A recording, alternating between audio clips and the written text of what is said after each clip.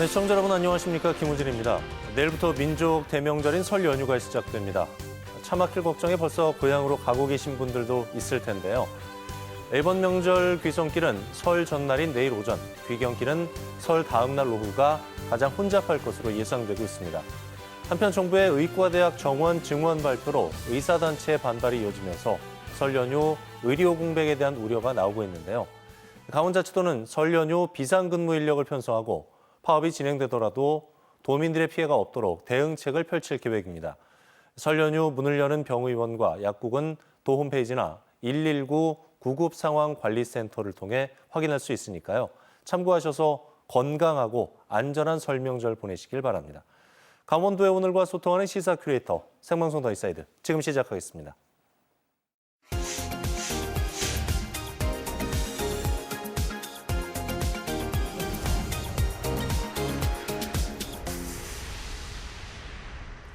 오늘 하루를 뜨겁게 달군 사건, 사고부터 놓치지 말아야 할 주요 뉴스를 한눈에 정리해드리는 오늘의 뉴스캐스터 강민주입니다.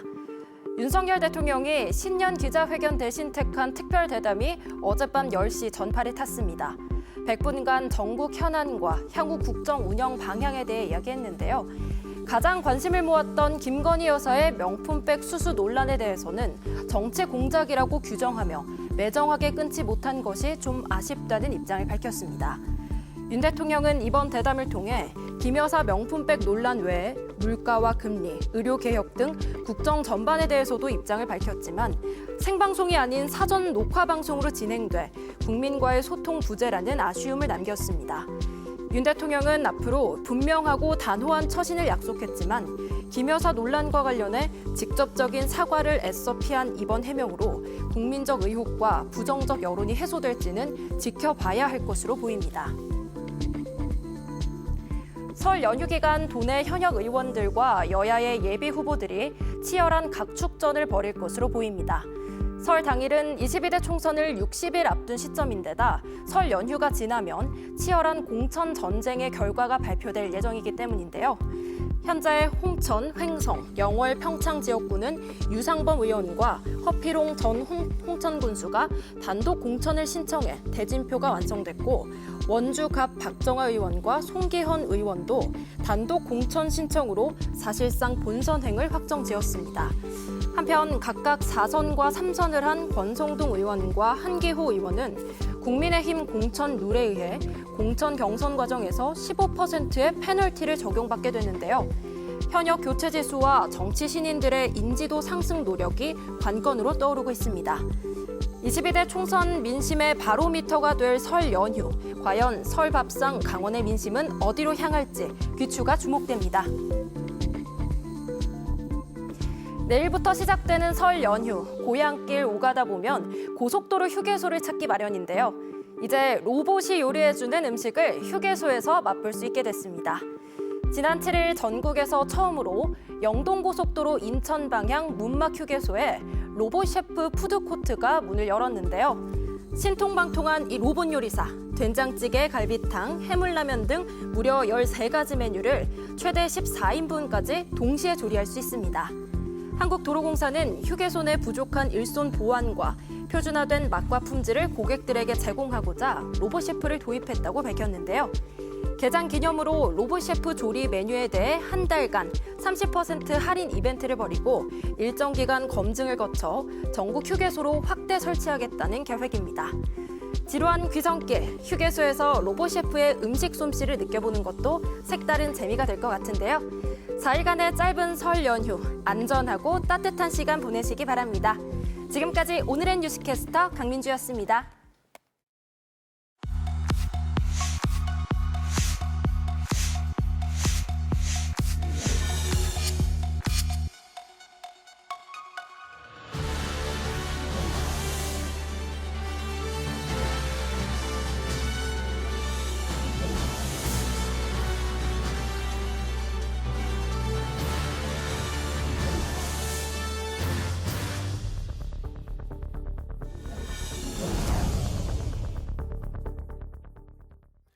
네, 눈에 띄는 화제의 대상을 주민에서 들여다보는 주민사이드 시간입니다. 얼마 전에 강원 동계 청소년 올림픽이 성황리에 막을 내렸습니다. 외국 선수와 관광객들에게 경기만큼 주목받았던 것이 바로 K컬처, 다양한 문화 프로그램이었는데요. 문화의 영향력은 그만큼 막강하다고 볼 수가 있을 겁니다. 우리 강원 문화예술계는 그렇다면 올해 어떤 모습일까요? 오늘 주민사이드에서는 문화의 힘, 강원을 이끌다라는 주제로 올해 강원의 문화예술의 방향과 계획에 대해서 자세히 얘기 나눠보도록 하겠습니다. 강원문화재단 신현상 대표이사 모셨습니다. 안녕하십니까? 네, 안녕하십니까? 자, 청소년 동계올림픽 지난주에 폐막을 했습니다. 이번 올림픽에서 강원문화재단에서 주관한 문화올림픽 전시 프로그램이 상당히 많은 관심을 받았는데요. 경기 못지않게 강원의 문화예술을 제대로 보여줬다. 이런 평가가 이어지고 있습니다. 어떤 내용인지 좀 설명 부탁드리겠습니다. 네, 그 성황리의 그 청소년 올림픽도 잘 마무리됐고요. 전체적으로 문화올림픽도 잘 마무리가 됐습니다. 저희 문화재단에서 진행한 올림픽 전시 프로그램은 지구를 구하는 멋진 이야기들이라는 주제로 지난 1월 10일서부터 2월 1일까지 강릉과 평창 일원에서 진행이 됐습니다. 강릉 경포 해변에서 일원에서 진행된 바닷가 갤러리는 생물 다양성과 기후 위기, 환경 등을 주제로 설치와 조서, 디지털로 이루어진 전시를 진행을 했습니다. 해외에서 4팀, 국내에서 15팀이 이제 참석을 했고요. 평창 대관령 트레이닝 센터에서 진행된 강원문화유산 전시는 디지털 전시로 강원문화유산을 AR과 VR로 디지털 아트로 재구성했습니다. 그렇게 해서 해외에서 한 팀, 국내 6팀이 참여를 하였습니다. 전시 기간 동안 IOC 위원은 물론이고 또 장관, 또 도지사님, 또 각국에서 참여한 선수들과 임원들이 전시회를 찾아주셨는데 총 한 3만 9천여 명의 관람객들이 찾아주셔서 아주 성황을 이룬 그런 올림픽이었습니다. 네. 네. 강원문화재단이 이제 올해 창립 25주년입니다. 25 청춘인데요. 청춘답게 열정적으로 추진하게 될 올해 사업들이 있을 것 같아요. 어떤 것들이 있습니까, 네. 대표님? 네, 설명을 좀 드리겠습니다. 올해 네. 강원문화재단이 25주년을 맞았습니다. 예. 25주년을 기념하는 엠블렘하고 예. 저희가 그 슬로건은 강원문화 청춘으로 이렇게 정해서 올 한 해 사업을 이제 대변하게 이렇게 되겠습니다. 예. 그 아울러 저희 25주년에는 전문예술인 지원 사업하고 지역 특성화 지원 사업의 확대가 이루어질 텐데 도내 문화예술인들의 창작 활동 범위가 아주 넓어졌습니다. 그래서 문화예술인들의 지원뿐만 아니라 강원 예술인들의 복지 향상을 위해서 예. 강원예술인 복지지원센터가 정식적으로 이제 운영이 될 예정입니다. 그 이외에 2024 평창 대관령 음악제와 강원 국제 트리엔날레가 7월에서 9월 사이에 개최될 예정이고 지난해 강원 도립극단이 강원문화재단과 통합을 이뤘습니다. 그래서 다채로운 공연을 이제 올해 준비하고 있습니다. 또한 동원의 영상인 창작 지원 대상 확대와 영상 교육 및 향유 사업, 또 콘텐츠 기업 지원 등 총 사업비가 253억 원에 40여 개의 단위 사업이 진행될 예정인데 세부 실행 과제는 100여 가지가 넘는 그런 사업들을 올해도 진행을 할 예정입니다. 네. 문화예술의 가치가 향상된 만큼 문화예술인 복지 정책에 대한 고민도 상당히 깊어질 것 같은데요. 지난해에는 강원도 예술인 복지 증진에 관한 조례안이 도의회를 통과하기도 했거든요. 예술인 복지 증진을 위한 방안은 어떻게 구상하고 계신지요? 네, 강원문화재단은 이제 광역문화재단으로 예술인 복지 관련 사업을 지속 추진해 왔습니다.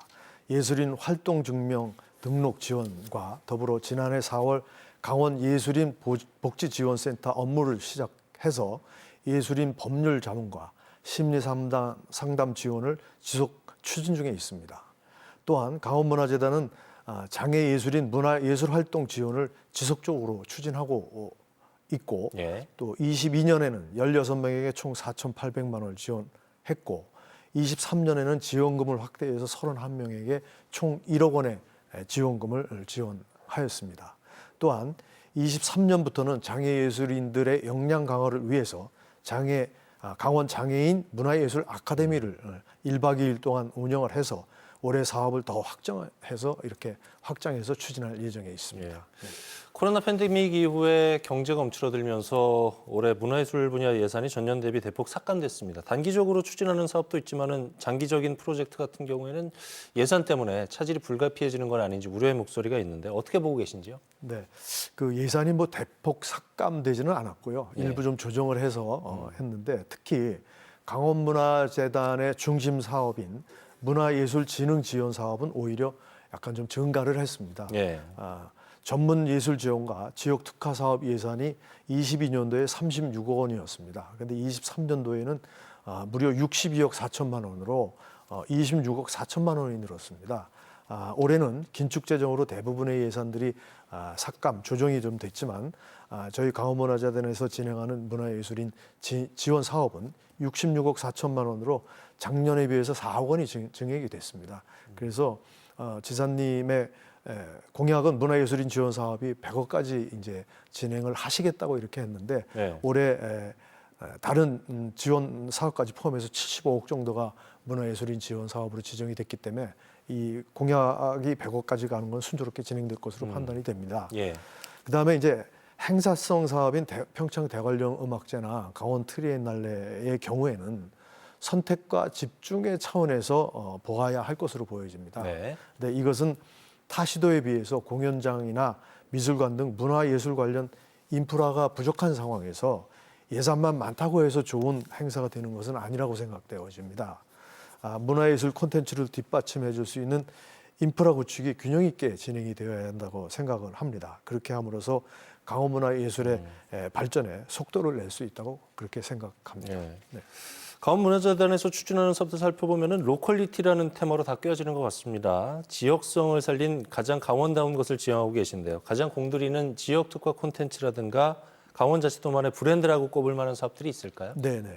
그 우선 특성화 예술 지원 사업 중에 강원문화자원 활용 작품 개발 지원 사업을 소개해드리면 본 사업은 강원 지역의 문화자원 및 지역 이슈에 기반한 다양한 분야의 문화 예술 기획 및 창작 활동을 지원하는 사업으로 2년에 걸쳐서 지원을 하고 있습니다. 23년에는 작년에는 강원특별자치도의 주요 문화자원인 폐사지 비인절터입니다. 네. 를 활용하는 설치 예술을 진행을 했는데 장상철 작가님의 다시 찬란한 빛으로라는 그런 설치 예술 작품이 선보여졌고요. 또 허난설원의 시와 예술을 메타버스로 구현하는 권남희 작가님의 콘텐츠들이 저희가 작년에 진행이 됐습니다. 또한 지역 특화 콘텐츠 개발 지원 사업이 있는데요. 강원문화재단이 문화체육관광부와 한국콘텐츠진흥원으로부터 강원 지역 콘텐츠 산업 지역 거점기관으로 선정이 돼 있는 상태에서 콘텐츠 산업팀을 신설해서 지금까지 사업을 추진하고 있습니다. 그다음에 강원 특화 소재를 활용해서 콘텐츠 기업으로 지원하는 사업으로 개발된 콘텐츠가 영동 사투리를 활용한 애니메이션, 그다음에 강릉의 향을 입힌 음악과 향기의 융복합 공연, 또한 태백의 강보와 탄광마을을 연계한 스토리텔링과 캐릭터 개발 등이 이루어졌습니다. 네. 아무리 좋은 뭐 문화행사나 프로그램이라고 하더라도 보는 사람이 없으면 뭐 큰 의미가 없겠죠. 네. 그만큼 이제 문화예술에 있어서 관객의 역할은 상당히 중요한데요. 관객과의 소통이라든가 도민들의 참여를 끌어내기 위한 노력도 하고 계신 걸로 알고 있습니다. 네. 지난해에 저희가 강원문화재단 내에 정책협력실을 신설을 했습니다. 그래서 그 기관의 홍보 컨트롤 타워 역할을 이제 수행하고 있는데요. 도내에 매월 도내에 18개 시군의 주요 문화예술 행사를 알리는 강원 문화예술 캘린더가 매월 저희가 고지가 되고 있고 예. 또한 강원문화재단 지원으로 이루어지는 다양한 문화예술 행사를 소개하는 강원 문화예술 지도를 SNS를 통해서 적극적으로 알리고 있습니다. 또한 사업별 관객 만족도 조사를 통해서 불만족스러운 부분들을 개선하고 또 강원도민들에게 문화예술 향유를 더 독려할 수 있도록 이렇게 노력을 계속 지속적으로 하고 있습니다. 네. 올해 재단의 프로젝트나 공연, 콘텐츠가 있다면 좀 소개를 해주실까요? 네, 뭐 여러 가지 사업들이 굉장히 다양하게 벌어지고는 있습니다만 예. 오늘 두 가지만 좀 소개를 먼저 좀 해드리면 우선 2024 평창 대관령 음악제를 소개해드릴 수가 있습니다. 올해 21주년을 맞는데요. 작년에는 자연을 주제로 저희가 대관령 음악제를 개최를 했는데, 대관령 음악제는 사실 국내 대표 클래식 음악 축제입니다. 올해 국내를 넘어서 아시아에서도 대표되는 그런 음악 축제이기도 한데, 예. 올해의 주제는 루트비입니다. 루트비는 베토벤의 이름입니다. 베토벤의 이름인데, 이 베토벤의 이름으로 저희가 주제를 이제 올해 대관령 음악제를 하는 것은 양성원 예술 감독님께서 네. 이제 선정을 하신 건데, 그만큼 루트비를 사랑하고 애정하는 음악가들의 음악들을 구성을 해서 올해 이제 음악제를 열 예정인데요. 특히나 올해의 음악제는 KBS 교향악단과 또 춘천 시향도 참여를 합니다. 그다음에 프랑스의 오베르뉴 국립 오케스트라단, 이렇게 여러 음악 단체들이 이제 참여할 예정입니다. 또 한 가지 소개해드리면, 올해 강원 도립극단에서는 인제 출신의 낭만 시인인 박인환의 삶과 시 세계를 조명한 음악극 가객 박인환을 준비 중에 있습니다. 이 가객 박인환 음악극은 저희가 작년이죠. 23년에 김경익 예술 감독을 이제 모셨습니다. 김경익 예술 감독은 뭐 유명한 배우이시기도 하고 또 연출가이시기도 한데, 이 김경익 예술 감독이 직접 연출하는 작품이 되겠습니다. 그래서 5월에서 6월 사이에 아마 우리 도민들에게 선을 보일 수 있을 것으로 보여집니다. 예. 문화소의 지역이라든가 문화소의 계층을 위한 프로그램도 마련이 돼 있다고 들었습니다. 네. 그렇습니다. 올해 그 소외계층을 위한 그 프로그램은 여러 가지 진행이 되고 있습니다만, 신규 사업으로 청년 예술인 아동 청소년 교육 이음 지원 사업이 있는데요. 본 사업은 청년 예술인과 문화예술 소외 지역 내 단체를 연계해서 청년 예술인에게는 일자리를 제공하고 또 지역에는 문화예술 교육을 지원하는 그런 사업이 되겠습니다. 또한 시군 단위의 지역의 작은 영화관을 활용해서 소규모 영화문화 커뮤니티를 지원하고 있고, 도내 군소영화제를 지원해서 지역 내 영상문화 향유 기회를 제공하고 있습니다. 문화 소외계층을 위한 프로그램으로는 작년부터 추진한 장애인 예술인문 아카데미 운영 지원이 있는데, 이곳은 올해 또 확대해서 운영할 예정이고요. 본 사업은 도내 장애 예술인의 역량 강화를 위한 프로그램으로 장애 유형별 예술 입문과 역량 강화 프로그램을 진행할 예정입니다. 강원문화재단에서 아주 선도적으로 추진 중인 그런 사업으로 볼 수 있겠습니다. 네. 문화재단의 계획과 바람을 담아서 끝으로 정리 말씀 듣도록 하겠습니다. 네네. 2024 강원문화재단은 창립 25주년을 맞이했습니다. 문화예술 지원과 문화예술 교육, 강원예술인 복지지원센터 운영, 또 대관령 평창 대관령 음악제, 강원 트리엔날레, 도립극단, 영상위원회 등등 강원문화재단에서 하는 많은 그런 사업들이 전국 광역 재단들과 다르게 아주 다양하게 지금 사업이 벌어지고 있습니다. 음악과 미술, 연극, 영상, 콘텐츠, 산업까지 문화예술 전 분야를 아우르고 있습니다. 아울러 지난해 정책협력실을 신설해서 올해는 도내 기초문화재단과 협력해서 문화예술 정책 발굴과 역할도 또 광역재단으로서의 역할을 강화할 예정입니다. 또 공공기관으로서 ESG 경영 실현과 더불어 기초재단과 강원형 ESG 이니셔티브 제정을 추진할 예정입니다. 강원특별자치도 출범과 더불어 도민 삶 속에 문화예술을 향유할 수 있도록 강원문화재단이 앞장서겠습니다. 갑진년 청룡해 도내 문화예술인들이 기운차고 용기 있게 활동하시길 바라며 다가오는 명절 연휴에 행복하고 즐거운 시간을 보내시길 바라겠습니다. 네. 강원문화예술이 K컬처를 이끄는 힘이 되길 기대해 보겠습니다. 강원문화재단 신현산 대표이사와 얘기 나눠봤습니다. 오늘 말씀 고맙습니다. 감사합니다.